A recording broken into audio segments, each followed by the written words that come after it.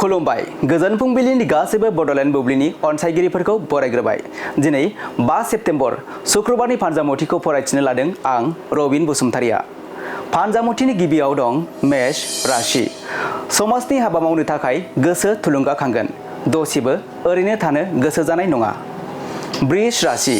नोंथांनि आखायाव थाखानाय रांखावरिफोरा जामलांगोन, नांगौ मुवाफोरा जोबनाय नङा। मिथुन राशि। नोंथांनि आसा खालामनाय सिमाङा फेलें थांगोन, दुखु दाहानि सान जागोन। कर्कट राशि। नखराव हौवा हाबा जायालासे थानाय दंब्ला हिन्जाव मोननायनि आसा दं, खुसिनि सान। सिंह राशि। नोंथाङा माबा मोनसे मोनगोननि आसा दं, रंजा खुसिनि सान जागोन। कन्या राशि।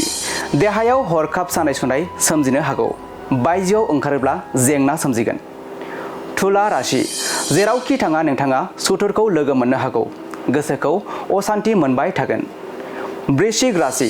गावनि जिउनि थाखाय बायदि मोजां खाबु मोननो हागौ, गोजौ फारसे दावगालांनो हागोन। धनु राशि। नोंथाङा गावनि मोनखानाय खाबुखौ खोमाना लाफिननांगोन, गावखौ लाना जिंगासिबाय थागोन। मकर राशि।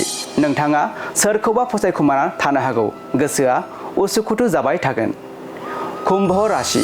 समाजनि जोबोद गिदिर गोरोन्थि मावफ्लांनो हागौ, गिदिर साजा मोननो गिखांनाय फैगोन।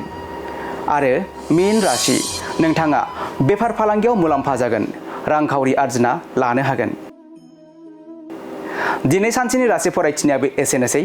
आसा खालामो नोंथांनि दिनैनि साना मोजाङै मोजां थांगोन, बेखौ बडलेण्ड बुब्लि नखरनिफ्राय मिजिंथिबाय। गोजोन्थों।